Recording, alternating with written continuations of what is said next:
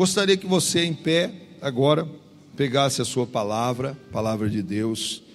Você, como cristão, querido, você tem que ter sua palavra, tá bom, querido? Como cristão,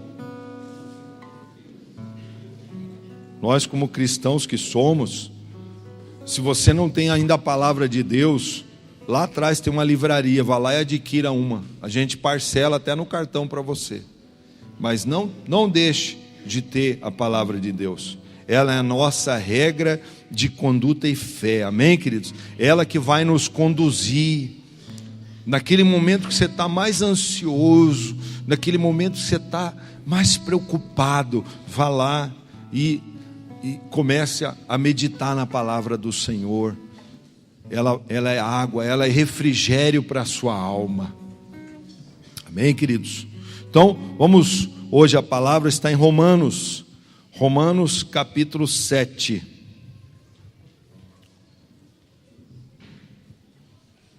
Uma água para o pastor, por favor. Se eu não molhar o bico, gente, seca tudo. Então, versículo 15 em diante. Conseguiram achar?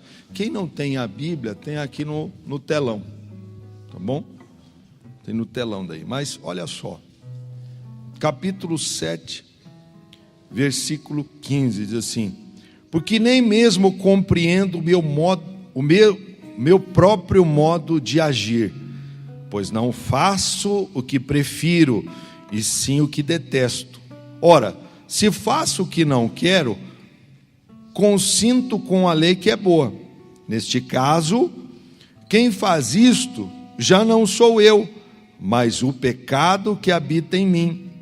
Porque eu sei que em mim, isto é, na minha carne, não habita bem nenhum, pois o querer, o bem está em mim, não, porém, o efetuá-lo. Porque não faço o bem que prefiro, mas o mal que não quero, esse faço. Mas se eu faço o que não quero, já não sou eu quem o faz, e sim o pecado que habita em mim. Amém? Pode se assentar, queridos. Obrigado. Pode se assentar. O tema dessa mensagem de hoje é a profundidade do meu relacionamento com o Espírito Santo. É um pouco longa o tema, mas é a profundidade do meu relacionamento com o Espírito Santo. Hoje nós vamos meditar sobre isso. E uma das coisas que nós... Deixa eu só...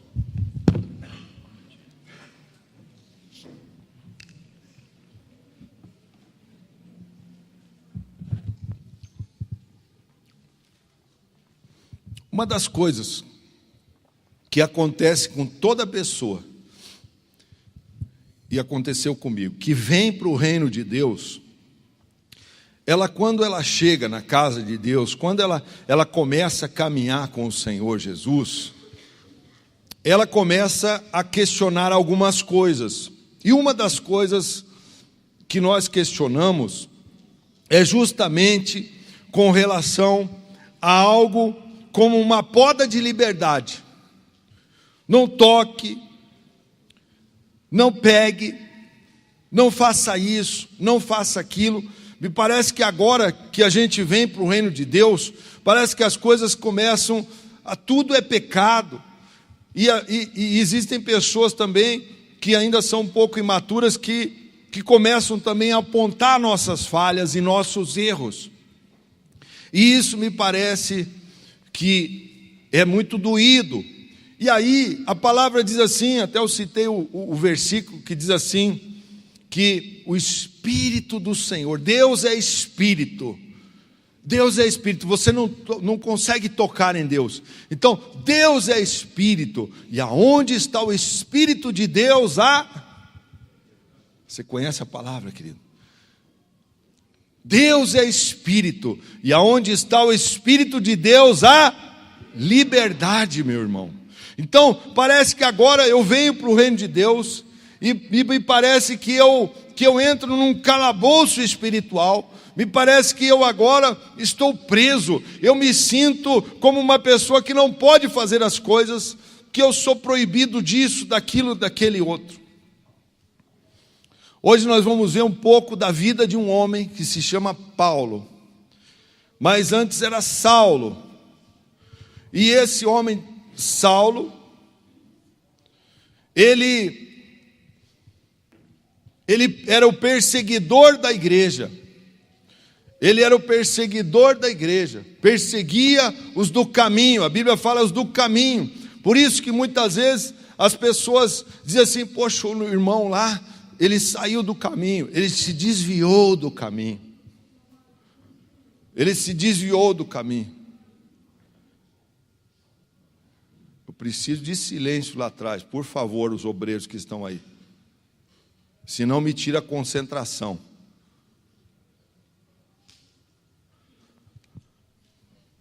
Então, sabe por quê, gente? Que a gente precisa de silêncio. Por isso que quando você vier para a casa de Deus, desligue seu celular. Se você usa ele, então use ele no mudo. Porque a gente trabalha na inspiração do Espírito Santo. Eu preparei tudo isso aqui, ó. Mas chega no meio, eu vejo que algumas coisas, por mais que eu estudei, estou desde quinta-feira, mas chega algo assim e o Espírito Santo dá na hora. Eu não fujo disso, da centralidade da palavra, mas quando começa essas coisas para nos tirar a paz e nos tirar da concentração. Então, deixa eu botar para cá. E o inimigo sabe disso. Ele sabe. E aí ele vem para perturbar. Mas está amarrado em nome de Jesus. E também tem obreiro aqui para tomar atitude. Porque às vezes vem uma pessoa para a igreja que chega embriagada e tal, e às vezes acontecem essas coisas. Mas entenda uma coisa, vamos lá. E aí, nome do Senhor Jesus. O Saulo, ele era um perseguidor da igreja. Ele era uma pessoa que perseguia a igreja. Ele perseguia os cristãos. E ele então, ele estava no caminho de Damasco, e naquela época ele tinha a carta do Sinédrio. O Sinédrio era onde existiam os 70 homens, anciãos. Esses 70 homens eram os juízes da época que julgavam as causas do povo. E ele então tinha a carta desses juízes para ir até Damasco e para prender pessoas, para espancar pessoas que não concordavam com a religião judaica.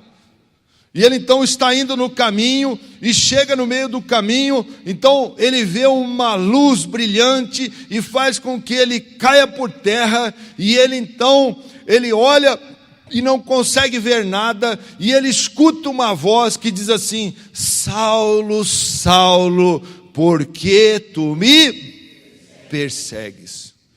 Por que tu me persegues? Ele diz assim: Senhor, como te persegues? E aí então começa a sua vida com Deus, com Jesus. O Senhor fala para ele que é para ele ir até aquele lugar, e aí aquele lugar onde está Ananias, e Ananias então o leva, o busca, e ora por ele, e ele fica então 3 dias ali, cego, ele está em jejum para buscar mais a Deus. E ele então tem uma revelação, ele é batizado por aquele homem fica temeroso de ir até ele, mas Ananias vai, o batiza, e ali começa o ministério de Paulo. Ali começa a sua vida de um homem que perseguia, agora se torna um perseguido. Um homem que era perseguidor, agora vai ser perseguido. Agora ele vai ter as marcas de um servo. Agora ele vai começar a ter as marcas no seu próprio corpo. Aquilo que ele machucava as pessoas, agora ele será ferido. A palavra também diz que Saulo, ele consentia no espancamento e na morte das pessoas. Estevão foi um dos primeiros diáconos, e a Bíblia fala que o Estevão, ele foi espancado, e as pessoas que estavam espancando a Estevão tiraram as suas roupas e lançaram aos pés de Saulo, e ele consentia com aquilo, e eles apedrejaram a Estevão até a morte, queridos, e ele consentia com isso. Essa foi a vida desse homem, um homem que perseguiu, que espancou, que matou, mas ele chega num certo tempo, numa certa caminhada com Deus, ele então já tem um tempo com Deus, ele que era cidadão romano, ele que nasceu em Tarso, na Sicília, ele que tinha o direito de andar em Roma, ele então prega aos romanos, e ele se vê nessa situação de que ele parece que faz, e parece que ele faz algo que ele não gostaria de fazer, mas ele faz. Ele diz assim: o que eu quero, isso eu não faço, mas o que eu não quero, isso eu faço. Sabe o que é isso? Ele se vê aqui em Roma, e ele se vê nessa situação, ele diz assim: poxa, parece que eu não quero realizar algumas coisas, parece que eu não quero fazer algumas coisas ruins que eu fazia no passado, quando eu ainda era Saulo, e agora eu sou Paulo, mas eu ainda faço essas coisas ruins. Queridos, alguns entendem que Saulo e Paulo é o mesmo nome, só no caso muda de localidade. É como se James nos Estados Unidos e aqui no Brasil é Tiago, sabia? Só mudou a localidade, mas é o mesmo nome. Particularmente não acredito nisso. Particularmente eu creio que foi uma mudança mesmo de caráter.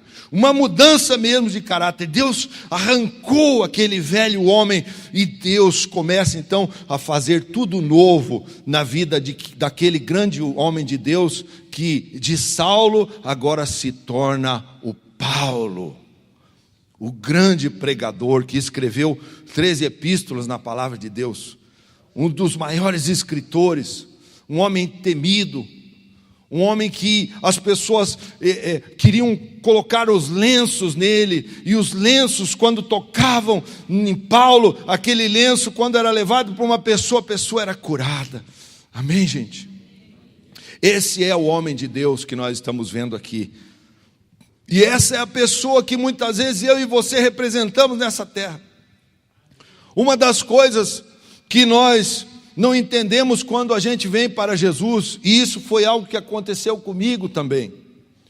Eu não tive muito problema com pornografias e com prostituições, algumas situações só na vida, mas algo que era muito difícil para mim foi largar a cerveja. E está aqui o meu cunhado Nelson, que é a prova disso. Quando a gente sentava para beber, né, Nelson? Era de 2 grades de cerveja, não era latinha, e a gente não caía. A gente apostava para ver quem caía primeiro, né, Nelson? Mas não caía, a gente não caía. E então, quando eu vim para Jesus, que eles mesmos nos trouxeram, eu passava antes no boteco para tomar uma cerveja, bem gelada. Então, isso para mim foi uma coisa que eu entrava em crise, dizia assim: poxa, mas não foi Deus que criou a cevada? Foi Deus que criou a cevada, então eu tenho que tomar cerveja, mesmo na igreja, gente.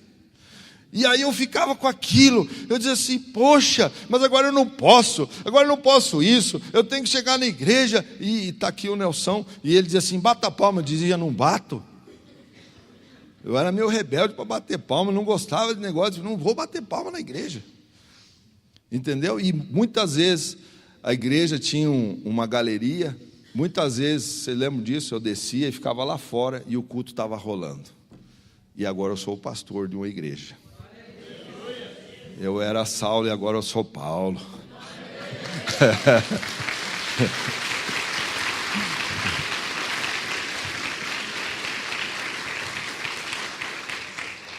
Aí, o que está se pintando um quadro da nossa vida, você está escrevendo tua história, mas não desista, Deus tem coisas grandes para você. Não desanime. Essas coisas você vai questionar no começo da sua fé. Sabe o que é isso? Todos nós temos um vazio dentro da gente. Todos nós temos um oco dentro da gente.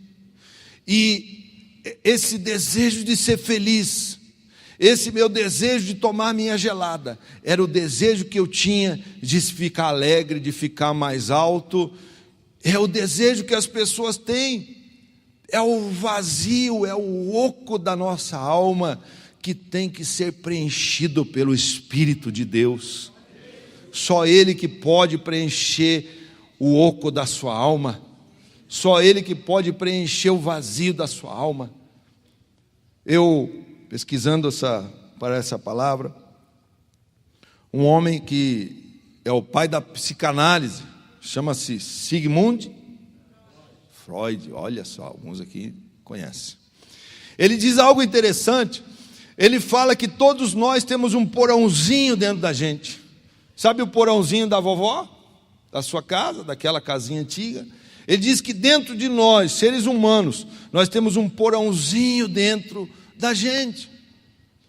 E esse porãozinho, dentro desse porãozinho, existe um grande zoológico lá dentro. E quando a gente toma umas, ele que fala isso, ou quando você usa algum tipo de alucinógeno, então aí você começa a soltar e abrir aquele zoológico e começa a falar as verdades que você não teria coragem quando você está são. Qual é o animal que hoje você tem soltado de dentro de você? Porque ele tem essa teoria. Nós, porém, compreendemos a teoria dele, mas também entendemos que nós, como cristãos, temos o mesmo porão, temos um zoológico dentro da gente, só que a gente não precisa ficar alto nem embriagado para tirar alguns animaizinhos de dentro da gente. Paulo descobriu isso.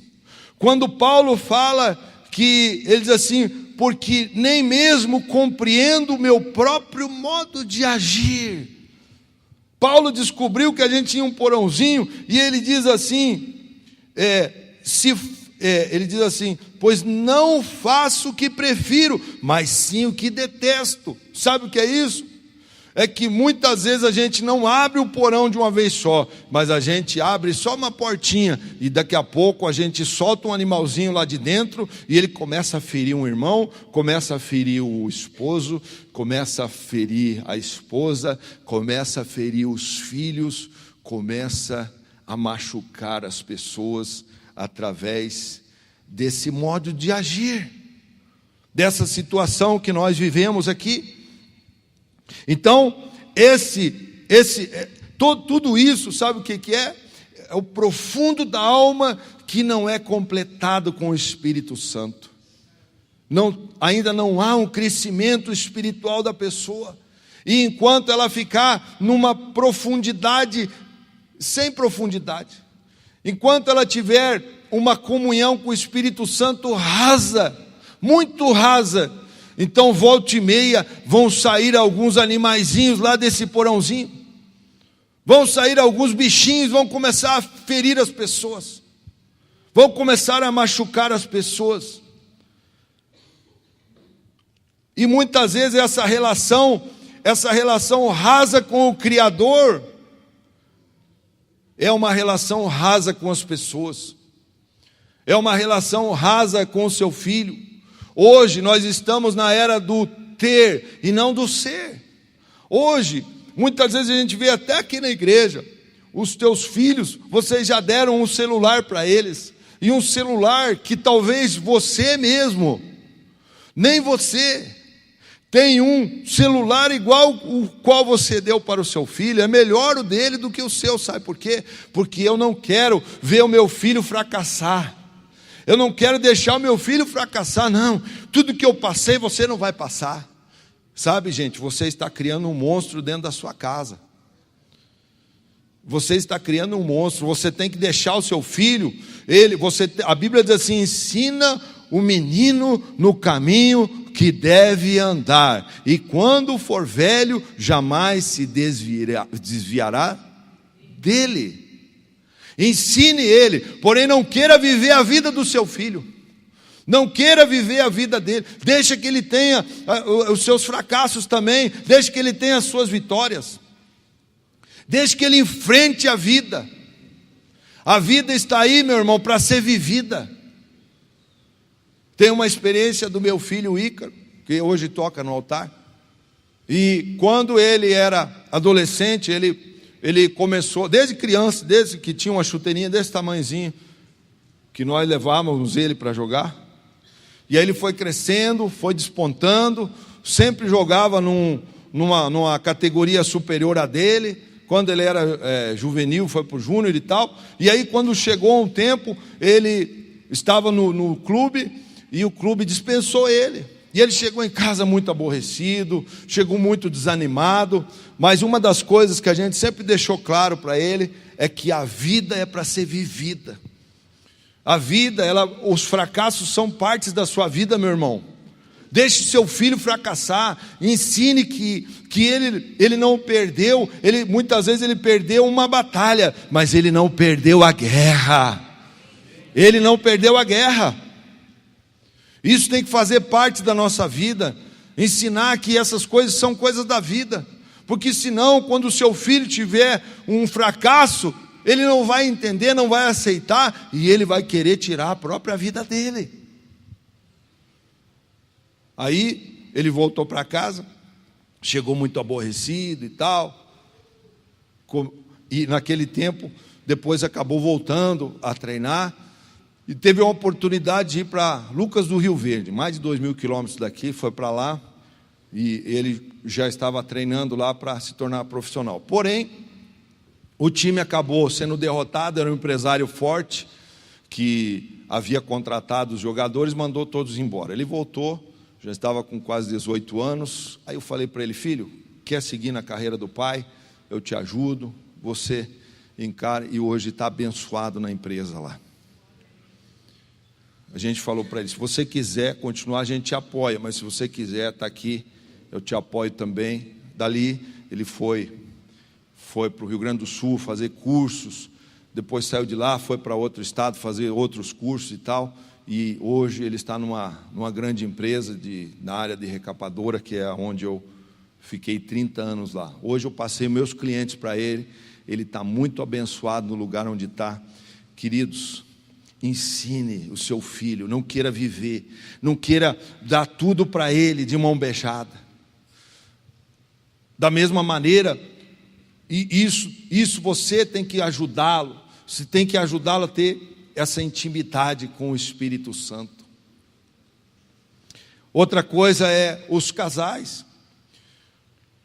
Quando nós vemos que essa paixão que o casal, no começo do relacionamento, ele quer estar com o seu cônjuge, ou namorados, eles cheiram, quer estar cheirando, quer estar abraçado, quer estar envolvido, ele quer estar 24 horas com a sua amada, ou a sua amada também com ele. Isso faz parte de um começo de um relacionamento, mas queridos, isso também é passageiro, acabará, e o que sobrará é o amor.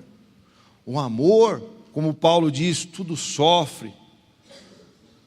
O amor tudo crê, tudo espera. Vai sobrar o amor. Vai sobrar agora a dedicação ao seu amado. Vai sobrar agora, sabe o quê? O sacrifício por ele. Você se sacrifica pelo seu marido? Seu marido se sacrifica por você? O maior bife é para esse abençoado aí? A coxa da galinha é para ele? Ou é primeiro para os filhos? Se a coxa é primeiro para os filhos, está errado o seu relacionamento. E os seus filhos, não é isso, Nelson e Tânia? Eles vão voar do ninho. Quando eles forem maiores, vão arrumar alguém e eles vão sair do ninho. Vai sobrar vocês. Sabe o que vai acontecer? Vocês se tornaram estranhos dentro daquela casa. esse casamento está fadado ao fracasso também. Sabe por quê? Porque não tem profundidade também. Relacionamento raso. Relacionamento raso. O que é que Paulo está nos ensinando com tudo isso? Ele está dizendo, sabe o quê? Gálatas 5,17. Gálatas 5,17. Vamos ver o que está escrito lá. Em Gálatas 5,17. Diz assim: porque a carne milita contra o espírito, e o espírito contra a carne, porque são opostos entre si, para que não façais o quê? Porventura seja do vosso querer. A sua carne vai lutar contra o Espírito. A sua carne vai lutar contra o Espírito de Deus. O Espírito de Deus quer que você esteja unido em família, quer que você tome atitudes também para preservar a sua família. O Espírito Santo quer que você tenha comunhão dos santos na Santa Ceia. O Espírito Santo quer que você esteja na casa do Senhor adorando a Ele. Mas a sua carne vai pedir outras coisas. A sua carne vai pedir bebida, a sua carne vai pedir coisas que, se você não der lado para o Espírito Santo, se você não preencher aquele porãozinho dentro de você, então a sua carne é que vai começar a mandar em você. Por isso que não tem nada a ver aquilo que você acha que as pessoas estão te podando, que as pessoas estão cortando você, que você agora veio para o reino, parece que tudo é errado, tudo é pecado agora que você faz. Nada disso. É porque é uma luta que nós enfrentamos diária, é uma luta do Espírito Santo tentar entrar em nós, e ele jamais irá invadir o nosso porãozinho. Ele precisa que nós demos lugar para ele entrar dentro de nós. Porque aonde está o Espírito de Deus, aí há liberdade. E ele fala que é uma luta, é uma batalha diária. É a sua luta, é a luta que você tem para estar fazendo as coisas de Deus, é a sua luta que você tem para tirar um tempo a sós com Deus diário, é uma luta que você tem para ler a palavra de Deus, é uma luta que você tem para ir lá atrás e comprar uma Bíblia, ou seja, aqui, ou se quiser uma usada, a gente te dá aqui também, porque tem um monte aí na igreja, que as pessoas até esquecem e não buscam mais.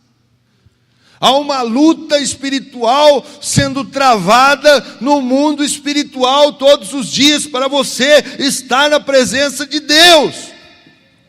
Há uma batalha que você não vê, mas ela existe. Por isso, se você acha que agora você veio para o reino de Deus e agora tudo é proibido, não, nada é proibido. Todas as coisas me são lícitas, mas nem todas elas me convêm. Paulo falou. Não adianta você querer fazer as coisas se não te convém. Se você vai fazer aquilo, se você vai tomar o seu trago lá, você até pode, mas não te convém mais. Sabe por quê? Porque há uma luta. A sua carne vai lutar para você voltar para aquele mundo horrível lá fora. Há uma batalha sendo travada. Quero te dizer que Jesus nunca proibiu ninguém de beber vinho porque ele tomava. Só que tem uma coisa, meu irmão.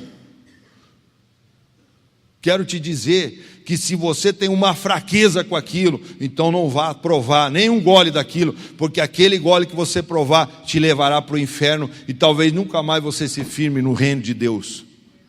Porque esse buraco que tem dentro de você ainda, esse vazio que existe dentro da sua alma, tem que ser preenchido não com uma bebida, não com momentos de alegria, mas com a alegria do Espírito Santo, com a plenitude do Espírito Santo. Ela tem que ser diária na sua vida. Você tem que ter comunhão diária com Ele. A sua comunhão tem que ser diária. A sua comunhão não pode ser lá de vez em quando, lá quando tem um culto no domingo, lá quando eu tenho uma vigília aqui na igreja. Não, a sua comunhão tem que ser todos os dias. Todos os dias sua comunhão com Deus. Eu sei que nossa vida hoje é corrida, meu irmão. Eu sei que tua vida hoje é muito corrida. Eu vejo hoje as mulheres, se as mulheres não ajudassem os maridos, nós não conseguiríamos alcançar as nossas vitórias, não conseguiríamos pagar as contas, não conseguiríamos dar conta de tudo aquilo que nós precisamos. A nossa esposa hoje, ela não é só uma auxiliadora simples, ela é o nosso braço direito, ela é o nosso braço esquerdo, ela é que nos sustenta. Então, queridos, tudo isso é para a gente olhar para dentro da gente e a gente ver como Paulo, que ele falou ali, volta lá para Romanos. E ele diz assim, ora, se faço o que não quero, consinto com a lei que é boa. Verso 17, nesse caso, quem faz isto, já não sou eu, mas o pecado que habita em mim, é o pecado que habita em nós, é que tenta nos tirar da presença de Deus. Paulo descobriu isso. Paulo, ele sabia muito bem que quando Adão caiu lá no jardim, através daquele fruto que o Senhor falou para ele, não coma daquilo ali, não coma, ele foi lá e comeu, os olhos se abriram, e aí ele levou a humanidade à queda. E sabe, essa luta que nós temos, essa luta do Espírito lutando, para tentar nos convencer daquilo que Jesus falou, do pecado, da justiça e do juízo. E aí nós estamos vivendo isso, e nesses dias estão muito mais difíceis de viver, meu irmão. Esses dias estão difíceis, são dias trabalhosos, são dias que você vê assim que você não dá conta, chega no final do dia, você não conseguiu dar conta do dia, ficou para outro dia, e vai ficar, e sempre vai ficar, sabe por quê? Porque hoje nós temos visto esse trabalho em excesso, o seu patrão te explora, você se deixar, você trabalharia até no domingo. Veja que as pessoas hoje não têm mais tempo para Deus. E uma das coisas, irmãos, nós temos que tirar o chapéu para os adventistas. Sabe qual é? Os nossos primos lá. Sabe qual é? Eles não negociam o sábado. Eles perdem o vestibular no sábado, eles perdem um ótimo trabalho no sábado, mas eles não negociam. E a todo momento nós vemos as pessoas negociando o domingo do Senhor e dão o resto para Deus, só o que sobra. E aí depois a gente chega lá, Deus, por que isso não acontece? Pois é, hoje agora você sabe por que as coisas não acontecem. Porque muitas vezes nós damos a sobra para Deus. Queridos, o limite da minha liberdade como cristão é aquilo que pode afetar a consciência e a comunhão com Deus do meu irmão mais novo. Sabe qual que é esse limite? O limite da minha liberdade. Olha o que diz aqui em Romanos, vira a sua página aí, que a gente já está encerrando a palavra. Veja o que está escrito, Romanos 8, versículo 6 em diante. Eu quero ler para você, na linguagem de hoje aqui, que diz assim: por que é que as pessoas, elas têm isso dentro dela, essa luta, essa batalha, essa batalha interna que nós enfrentamos? Olha o que Paulo disse aqui. Ele diz ali no primeiro versículo, diz assim: agora, pois já nenhuma condenação há para os que estão em Cristo Jesus. Não tem mais condenação para você, meu irmão. Sabe, você tem que entender qual é a sua posição no reino de Deus. Qual é a sua posição no reino de Deus? Versículo 6, assim: as pessoas que têm a mente controlada pela natureza humana acabarão morrendo espiritualmente. Quem tem a mente controlada pela sua carne, pela natureza humana, ele vai morrendo a cada dia.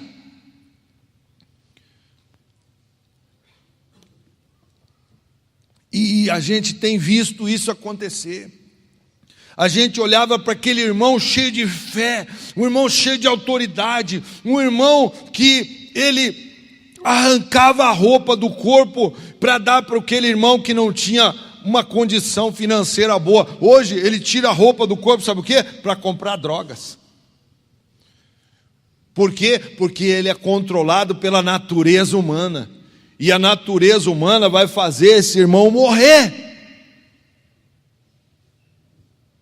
E se a sua alma morrer hoje sem Deus, você está condenado, meu irmão.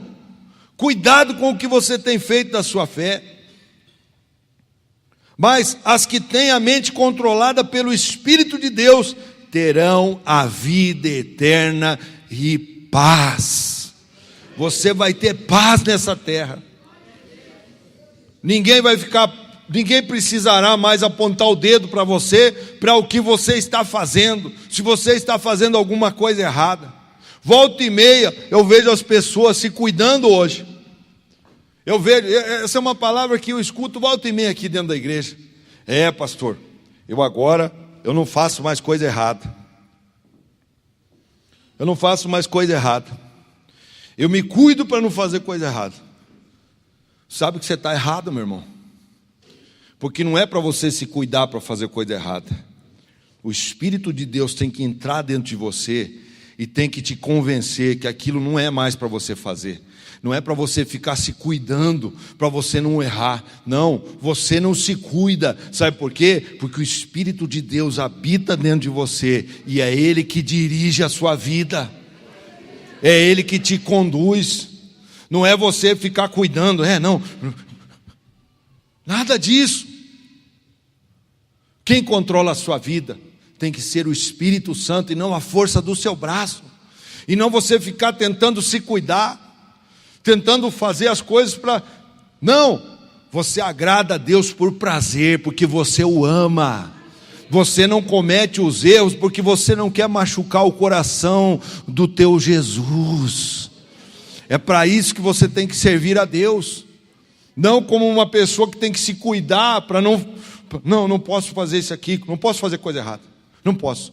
Amanhã o inimigo vai te armar uma e você vai fazer coisa errada. Você vai fazer. Porque você, não adianta, a carne milita contra o espírito. É uma luta. Na força do seu braço você não vencerá, meu irmão. Você tem que ser cheio do Espírito Santo.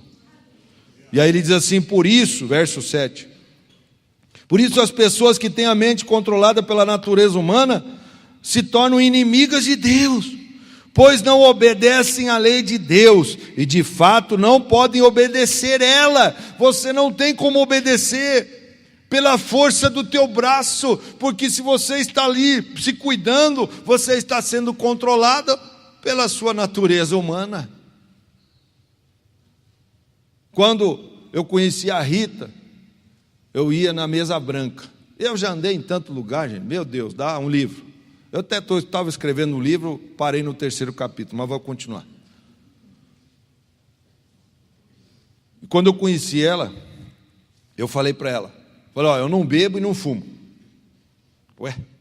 Foi um tempo na minha vida. Depois eu voltei a beber o dobro.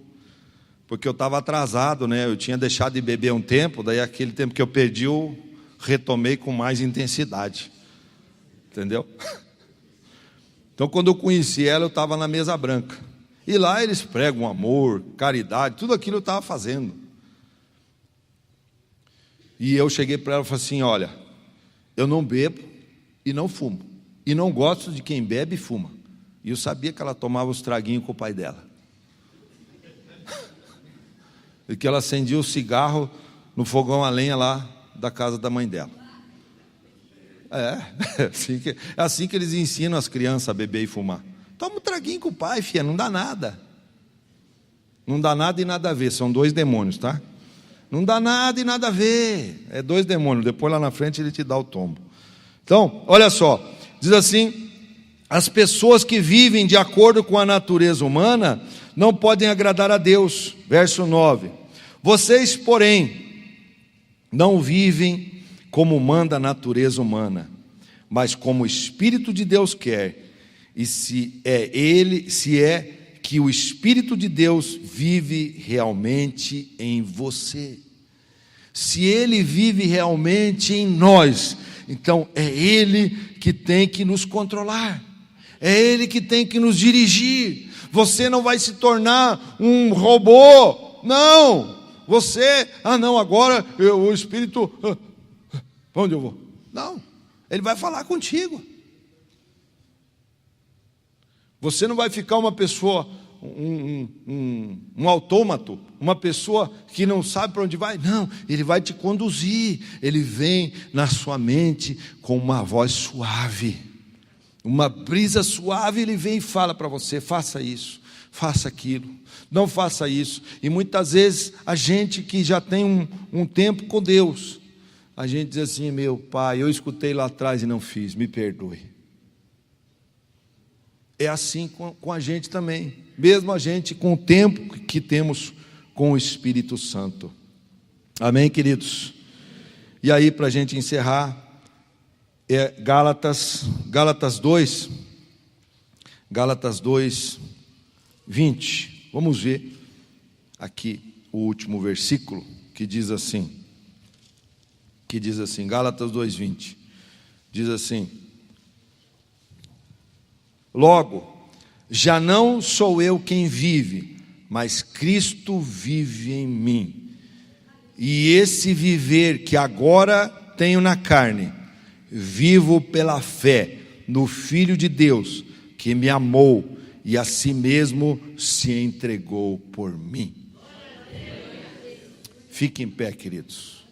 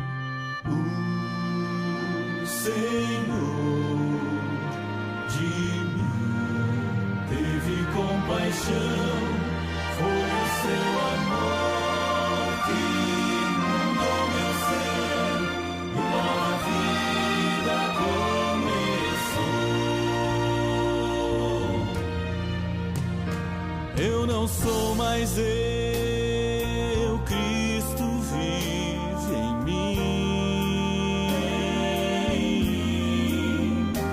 Eu não sou mais eu, tudo em mim mudou. Quando encontrei a Jesus, meu Rei, um milagre aconteceu.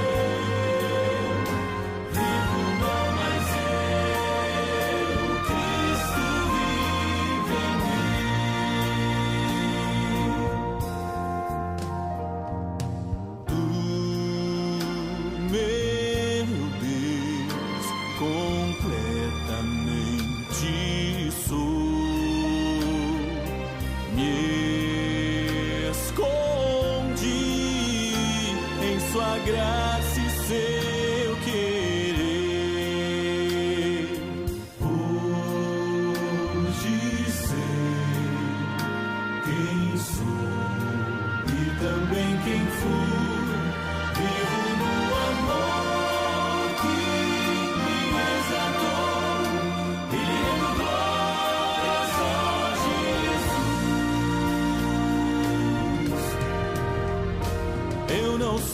mais eu, Cristo vive em mim. Eu não sou mais eu, tudo em mim mudou. Quando encontrei a Jesus, meu Rei, um milagre aconteceu. Vivo não mais eu, Cristo vive em mim. Quem eu era já não sou. O passado já se foi. Vivo agora na alegria do Senhor.